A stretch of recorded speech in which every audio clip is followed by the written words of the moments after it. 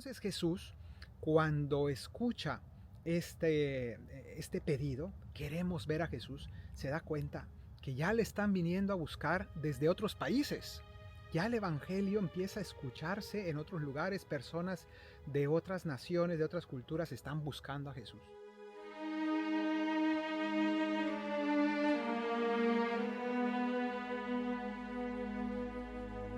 أرفع عيني إلى الجبال من أين يأتي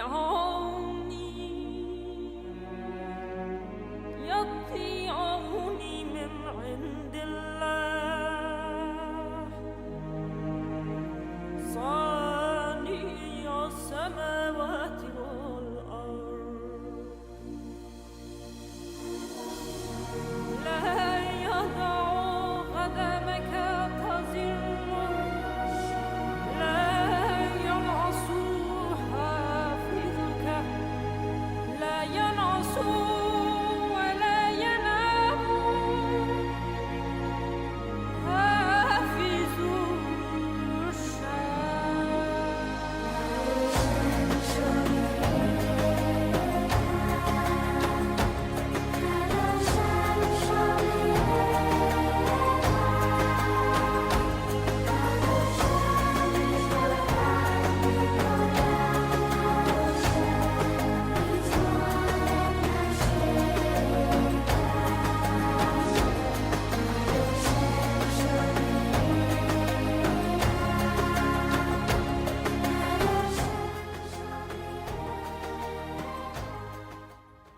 Aquí detrás de mí se alcanza a ver perfectamente todos los lugares de la vida pública de Jesús en el lago de Galilea.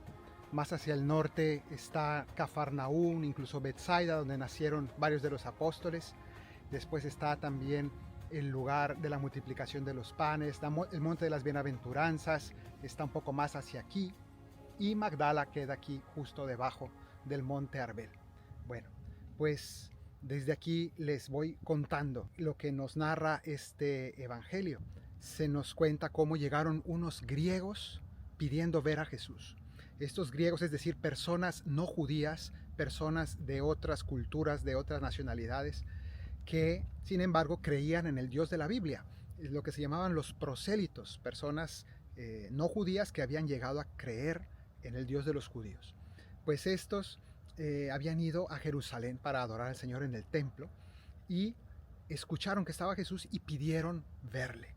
Pero no fueron directamente con Jesús, sino que le pidieron a Andrés y a Felipe que por favor los presentaran con Jesús. Porque Jesús, siendo un rabino, la costumbre era que los rabinos no tenían ningún contacto con personas no judías. Eso no era visto bien, no era algo puro.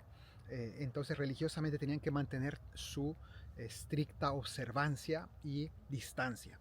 Entonces ellos respetuosamente van y le piden el favor a estos discípulos, concretamente a Andrés y Felipe, que en cierto sentido podemos decir que el Evangelio nos transmite esta realidad de estos griegos que fueron allí, que pidieron ver a Jesús, como una referencia al éxito que iba a tener el mensaje de Jesús, no entre los judíos, sino entre los demás pueblos, entre los no judíos. Efectivamente es donde más éxito tuvo la iglesia y eso pues de algún modo nos lo está narrando este evangelio. ¿Y a quiénes fueron ellos a preguntar o a quiénes se refirieron? No fueron directamente a Jesús. Felipe y Andrés son nombres griegos. Estos griegos se identificaron más fácilmente, sintieron más afinidad yendo a preguntar a estos apóstoles que tenían nombres griegos, pero también es un símbolo de que estos dos apóstoles, entre otros, fueron los que llevaron el evangelio a los pueblos paganos. Y entonces allí hay una clara referencia a ello. Y aquí también es una referencia a la misión intercesora de la iglesia, porque precisamente los miembros de la iglesia tenemos esta función de acercar a Cristo a las personas que aún no lo conocen, pero que quieren acercarse a Él. las personas vienen a nosotros y nos dicen precisamente esto: queremos ver a Jesús. Esta frase, queremos ver a Jesús, habla de la sed que tienen todos los hombres y todos los pueblos de acercarse al Señor. Y nosotros tenemos que ser no intermediarios, sino intercesores. Porque intermediario es el que se mete en medio de todo y un poco es como un obstáculo entre el Señor y las personas. Y nosotros tenemos que ser, en cambio, mediadores que acercan a las personas al Señor. Entonces Jesús, cuando escucha este pedido, queremos ver a Jesús, se da cuenta que ya le están viniendo a buscar desde otros países. Ya el Evangelio empieza a escucharse en otros lugares, personas de otras naciones, de otras culturas están buscando a Jesús. Y él, en lugar de decir, sí, tráiganlo rápido, él empieza a decir, ha llegado la hora. Él ve en esto un signo, ve que se están cumpliendo ya las cosas, que es el momento indicado. ¿Para qué? Para que llegue el momento solemne de su sacrificio, su pasión, su muerte, su resurrección. Los apóstoles todavía no están listos, todavía están muy lejos de entender lo que va a ocurrir. Entonces Jesús empieza a explicar y empieza a hablar de la gloria que está detrás de la humillación de la cruz. Entonces empieza a decirles primero, si el grano de trigo no cae en tierra y muere, queda solo. Es decir, el grano de trigo muere, se pudre, es enterrado, ¿no? Pero no para desaparecer, sino precisamente para surgir de nuevo con nueva vida y multiplicar su vida. Eso es lo que hace el grano de trigo y eso es lo que va a hacer Jesús con su pasión, con su muerte y su resurrección. Hay que morir para vivir. Y Jesús está diciendo, esto que va a ocurrir tiene sentido. Grábenselo en la cabeza porque va a ocurrir algo grave que tiene un sentido maravilloso. No es pura muerte, es muerte que engendra nueva vida. Y entonces nos está preparando a nosotros para la pasión que vamos a celebrar en la Semana Santa. Y nos dice luego que esto tenemos que aplicarlo a nosotros mismos. No solamente es algo de Jesús, sino que nos invita. Dice, si alguien ama demasiado su vida, el que busca su vida, ese la pierde. El que quiera salvar su vida la perderá. Pero el que la pierda por mí, es decir, el que dé su vida, el que se sacrifique, ese la encontrará. Si tú buscas la felicidad por sí misma, nunca la vas a encontrar. Pero si en cambio se dedicas a darla, a dar tu vida, a dar a los demás, a entregarte, a morir a ti mismo, entonces encontrarás verdadera vida, serás fecundo y todo tendrá sentido. Entonces nos está invitando Jesús a seguirle por el mismo camino que Él va a seguir de la cruz. Entonces, después de esto, Jesús empieza a hablar de que ya ha comenzado su padecimiento. Y en el Evangelio de Juan no se narra la agonía de Jesús en Getsemaní. En este evangelio no se nos cuenta, a diferencia de los tres sinópticos que sí nos lo narran, este evangelio no narra directamente Getsemaní, sino que es aquí donde hace referencia a esta agonía. Y dice Jesús, mi alma, en este momento mi alma está turbada. ¿Y qué diré? Padre, líbrame de esta hora, pero si yo para esto he venido. Padre, glorifica tu nombre. Bueno, son las mismas palabras que dijo Jesús en el huerto de los olivos. Pero, ¿qué voy a decir? Líbrame de esta hora, Padre, si es posible que pase de mí este cáliz. Pero no, que no sea mi voluntad sino la tuya. Padre, glorifica tu nombre en mí. Entonces Jesús reconoce el derecho que tiene Dios a cumplir su voluntad en Él y Él se pone a disposición. Glorifica tu nombre. Y a esto hace referencia a la segunda lectura que escuchamos hoy, que se nos dice que Jesús, a gritos y con lágrimas en los días de su vida mortal, suplicó a Dios que lo librara. Pero aprendió sufriendo a obedecer. Entonces se nos narra precisamente esto en la carta a los Hebreos y se nos dice que Él ha venido a ser causa de salvación eterna a todos los que creen en Él, todos los que le obedecen, todos los que siguen sus pasos, estas indicaciones que Jesús nos está dando de seguirle a la cruz para encontrar la luz. Entonces esta es la referencia que nos está haciendo Jesús y la invitación a seguir ese mismo camino como Él. Es en ese momento cuando se nos narra que se oyó una voz del cielo que dice, la voz del Padre que dice, lo he glorificado y lo volveré a glorificar. Entonces, este es un testimonio del Padre que está diciendo que lo que va a ocurrir no es una humillación, sino una glorificación. Y esto aquí se nos va a explicar de manera más profunda. ¿Por qué todo esto?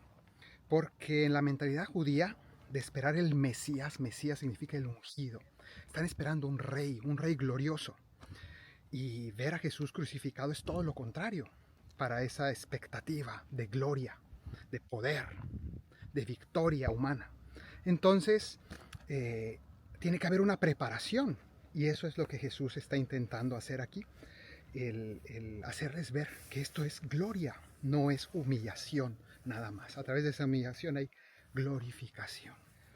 Luego dice Jesús que el príncipe de este mundo va a ser echado fuera. Está anunciando, está a punto de vencer a Satanás. Está hablando de una victoria, pero una victoria en la humillación de la cruz. Está insistiendo en esto. Y en el fondo lo que está diciendo es, este momento que va a llegar es el final del reinado del egoísmo. Desde el momento en que yo voy a dar mi vida y estoy invitando a todos ustedes a hacer lo mismo, a dar su vida, en este momento vamos a hacer triunfar el amor por encima del odio y del egoísmo. Entonces, este es el sentido de estas palabras de este anuncio profético que está diciendo Jesús con esto. El príncipe de este mundo será echado fuera. Ya no tiene más cabida el egoísmo. Todo está a punto de cambiar. Y la última frase de este evangelio es especialmente interesante, porque dice Jesús una profecía. Dice, cuando yo sea levantado sobre la tierra, atraeré a todos hacia mí.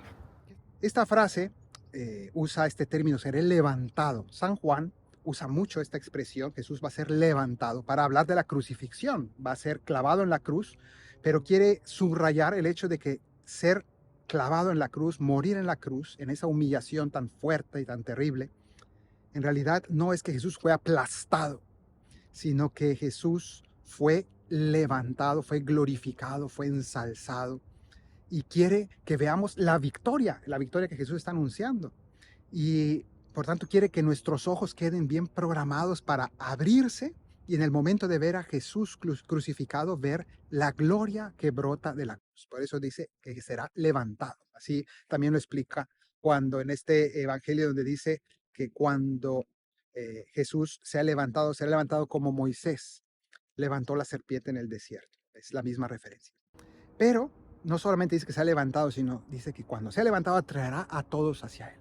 Atraeré a todos hacia mí. Ya empezó a cumplirse con estos griegos que llegaron, ya están atraídos por Jesús, empezó a atraerlos, pero cuando sea levantado, cuando se consume esa glorificación, Jesús ya va a atraer al mundo entero. Y eso es lo que Jesús hace desde el Calvario con su muerte. Él abre los brazos y en signo de victoria, levantando los brazos en la cruz, en signo de victoria sobre el pecado, sobre el demonio, sobre el egoísmo. Él vence y nos atrae a todos y quiere ser causa de salvación eterna para todos los que seguimos sus pasos, para todos los que creemos que hay que morir para vivir.